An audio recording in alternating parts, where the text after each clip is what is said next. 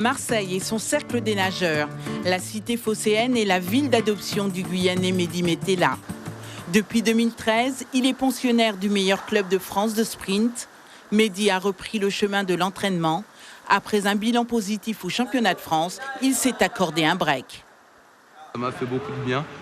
Ça m'a permis un peu de vider ma tête, vider un peu le moral qui était un peu négatif en janvier. Ça m'a mis sur les bonnes rails et pour le bidon, pour les championnats de France, c'est positif pour la suite. Ça me permet de vraiment me projeter sur ma préparation pour les JO.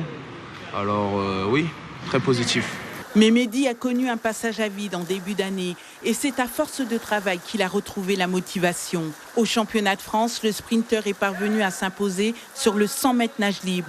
Sur 100 mètres papillon, il nage en 50,85. Il fait tomber un record de France et empile les médailles. Meilleure performance mondiale.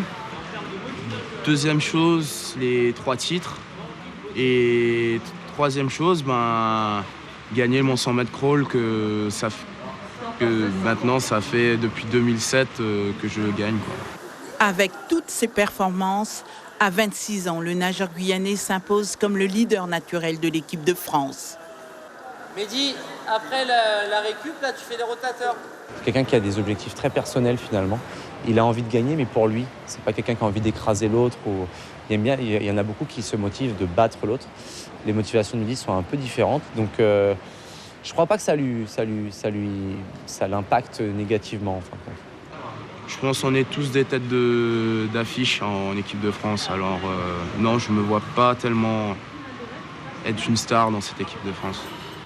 Mehdi Metella, le roi du papillon français et 7e homme, le plus rapide du 100 mètres nage libre, va partir en Corée du Sud au championnat du monde avec de très grosses ambitions. Suivez l'info sur Guyana Première, télé, radio et internet.